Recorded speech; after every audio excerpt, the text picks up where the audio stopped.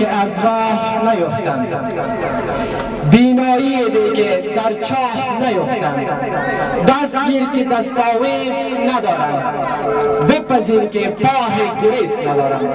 درود سلام خدمت مدیر صاحب سرمعلم صاحب معزز، اساتید گرامی، والدین محترم و شاگردان عزیز.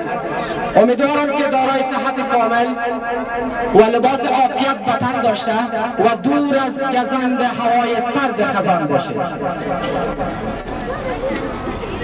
ما هم به نوبه خود یک پارچه شعر دارم در وصف وطن میخوایم تقدیم کنم. امیدوارم که مورد پسند همه قرار بگیرد.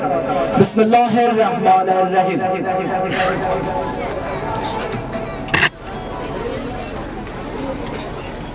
گفتم سکوت میکنم اما نمی شود، گفتم سکوت میکنم اما نمی شود، در شعر من که درد وطن جا نمی شود. احساس میکنم که نه، حسی نمانده است، دنیا دیگر به کام دل ما نمی شود.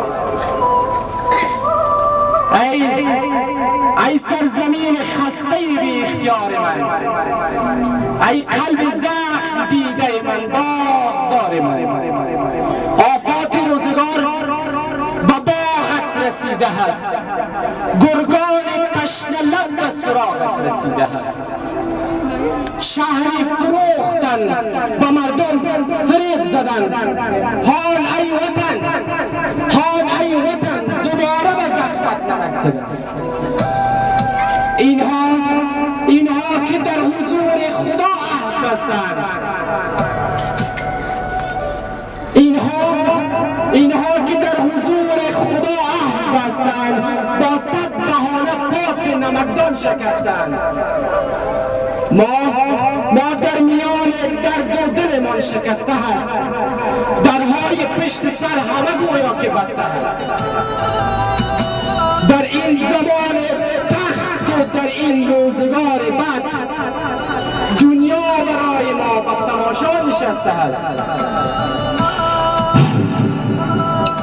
هر کس به خرابه ما سر زده وطن، هر کس به شیوه به تو خنجر زده وطن، هر کس که عهد و قول برایت نموده است، در روزگار سخت رعایت نموده است. یا رب نکن دیگر که توانش نمانده است، این سرزمین خسته نشانش نمانده است.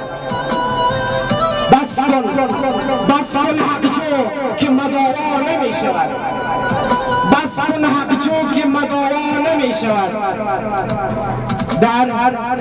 در شعر من که درد وطن جا نمی شود، در شعر من که درد وطن جا نمی شود. جهان سپاس.